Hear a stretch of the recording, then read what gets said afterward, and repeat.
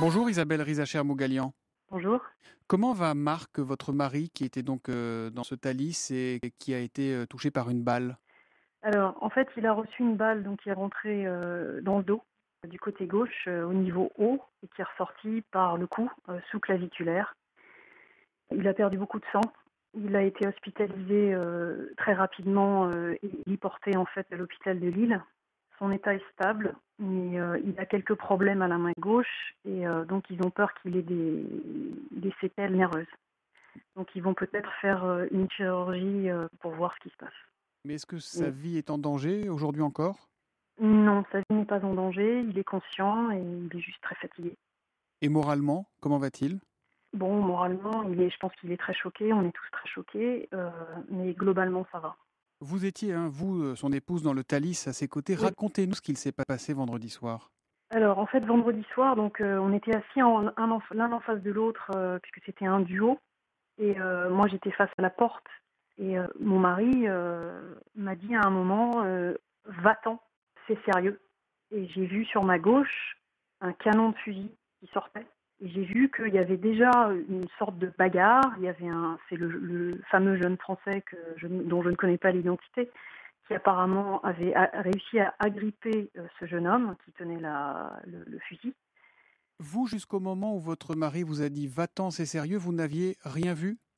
Non, parce qu'en plus j'avais dos à la porte, donc je n'ai absolument rien vu. Mon mari m'a dit qu'il avait vu en fait un homme qu'il trouvait étrange, parce qu'il était rentré dans les toilettes avec sa valise et que ça avait duré très longtemps. Et donc il avait trouvé ça bizarre. Et quelque temps après, donc cet homme est sorti. Et c'est là qu'il a vu que cet homme portait une arme. Et il a vu qu'il était pris par derrière par une autre personne. Et donc il m'a dit va-t'en, c'est sérieux. Moi je me suis juste déplacée de quelques sièges.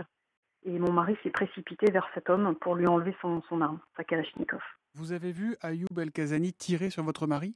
Non, ça j'ai pas vu parce que ça s'est passé trop vite et moi j'étais derrière, enfin plus ou moins derrière les sièges.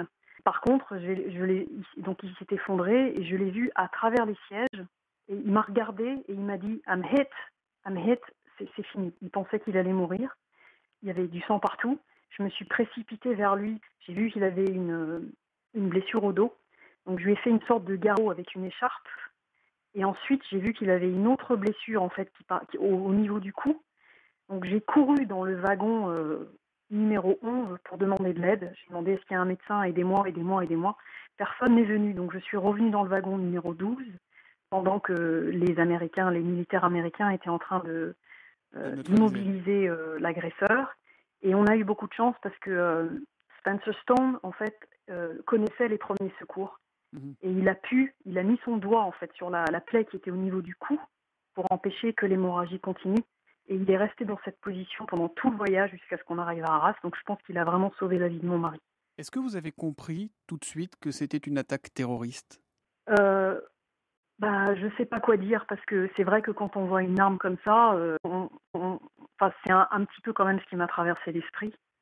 Mais ça s'est passé tellement vite, j'ai pas vraiment eu le temps de réfléchir. J'ai juste pensé qu'effectivement, on allait tous mourir. Ça, c'est vrai. Ça m'a traversé l'esprit plusieurs fois et j'avais très très peur. Je pensais qu'on allait tous se faire flinguer. Et le tireur, est-ce qu'il parlait? Est-ce qu'il s'exprimait? Est-ce qu'il Non, criait? non. Il a jamais prononcé un seul mot. Il a jamais j'ai jamais entendu quoi que ce soit sortir de sa bouche. Vous avez croisé son regard à un moment? Vous l'avez vu? Non, pas vraiment. Je n'ai vu que sa silhouette. Et effectivement, c'était un homme relativement petit et surtout pas très fort, enfin un peu chétif. Et j'ai été étonnée par le temps qu'il a fallu à ces deux personnes, et ensuite même trois personnes, pour le neutraliser. C'était incroyable. Il se débattait comme un fou, quoi. Il avait Depuis, beaucoup de force, je veux dire, pour sa taille. depuis vendredi, est-ce que votre mari vous a reparlé des faits, j'imagine? Est-ce qu'il vous a dit Oui. pourquoi, à ce moment-là, il décide de se jeter sur lui au péril de sa vie? Il a pensé qu'il fallait il m'a dit que c'était plutôt un réflexe pour lui. Il s'est dit qu'il faut que enfin, déjà, il voulait me protéger moi, mais protéger les gens qui étaient dans le train. Il s'est dit, c'est notre seule chance. Quand il a vu que la personne, bon, il y avait déjà quelqu'un qui l'a griffé par derrière, je pense qu'il a vu une chance d'arrêter quelque chose de très grave. Et donc, il s'est juste précipité et c'est ce qu'il a fait. Dans ce drame, votre mari, Marc Mougalian, est le premier des héros qu'on Oui, salue oui, depuis. Oui, oui, c'est ça, oui. Et, Il- et- et il a presque payé de sa vie, puisque à quelques millimètres près, la balle aurait en fait tranché sa carotide en sortant. On sait que Barack Obama Et s'est entretenu avec les ouais. soldats américains qui sont intervenus eux aussi et qui ont évité ce carnage. Est-ce que le président américain a cherché à joindre votre époux? Non, pas encore, mais par contre, il a eu un appel de François Hollande hier matin. Qui lui a dit quoi? Et bah, qu'il l'a remercié de sa bravoure, il l'a remercié d'avoir participé à l'arrestation de cet homme, de cet agresseur. Il lui a dit qu'il y aurait une cérémonie à l'Élysée et qu'il serait invité. Ça l'a touché, votre mari, ça? Bien sûr, énormément. Madame Aubry aussi est venue, moi je l'ai vue aussi La maire de d'ailleurs Lille? hier. Oui, oui, la maire de Lille, elle est venue féliciter Marc en personne. Elle lui a apporté des gaufrettes de Lille, qui sont des spécialités. Elle m'a apporté des fleurs. C'était très très gentil de sa part. Il a été très touché par les deux interventions de M. Hollande et de Madame Aubry. C'est qui Marc Mougalian? Il fait quoi dans la vie, votre mari? Alors en fait, il est professeur dans différentes universités, professeur d'anglais. Il travaille à Polytechnique, il travaille à HEC. Il donne des cours aussi à Dauphine, à la Sorbonne et à Supélec. Pardon, je voulais aussi ajouter que mon mari est un musicien, parce que ça fait beaucoup partie de sa vie aussi. Vous avez vu le comédien Jean-Hugues Anglade, vous, dans ce Alors train ou pas? je l'ai vu sur le quai quand on est monté en fait dans le train, et justement j'étais pas sûre que c'était lui, donc j'ai pas osé aller le voir. Enfin, de toute façon, c'est pas trop mon style. Mhm. Mais il n'était pas dans la même voiture que nous, donc moi je ne l'ai pas du tout revu pendant le voyage, avant que je me retrouve assise à côté de lui en fait sur le banc. Après.